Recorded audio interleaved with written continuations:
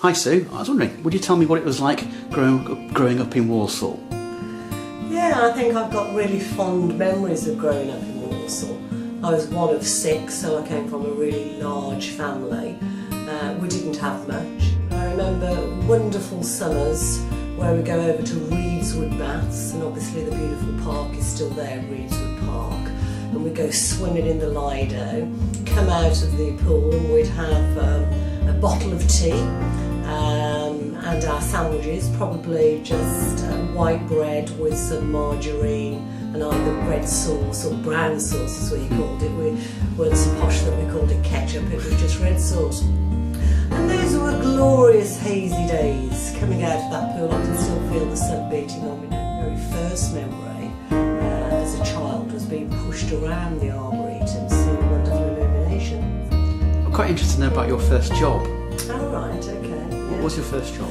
My first job was as a planning and progress clerk for Cashmere's, which was a stainless steel manufacturer, a very old company in Walsall. So I went along for the interview and the general manager said, "Well, Miss Healy, we're delighted to offer you the job. What salary would you like?" Well, of course, I didn't want to appear greedy. I was taught never to be greedy growing up. So I said, "Oh, sir, £15 a week would be wonderful."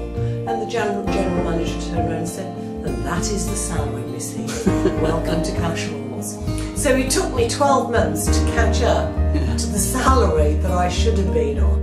We were looking at some photographs earlier. You had some wonderful old photographs of when you were working in Walsall. You got your first company car. What was that? That's a Talbot. A Talbot, yeah. A Talbot Avenger. Gosh, I used to whiz round town in that. Everybody knew me up and down to Bridge Street. I also got a few parking tickets because of how vivid I was. They knew who I was. Stylish vinyl roof. Oh yeah, but I love that car. What else This one as well, which I thought was funny. I think that was a Tug of War. That's on Park Street in Walsall.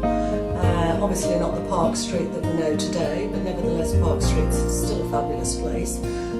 And that's Hazel, Maggie Williams, myself, Pat Wareham and Karen, one of the journalists. And I can't remember who was our opponents, but you can see we're all pretty tough girls, and I think we did win. You win it. Yeah. You're still pulling for Walsall now.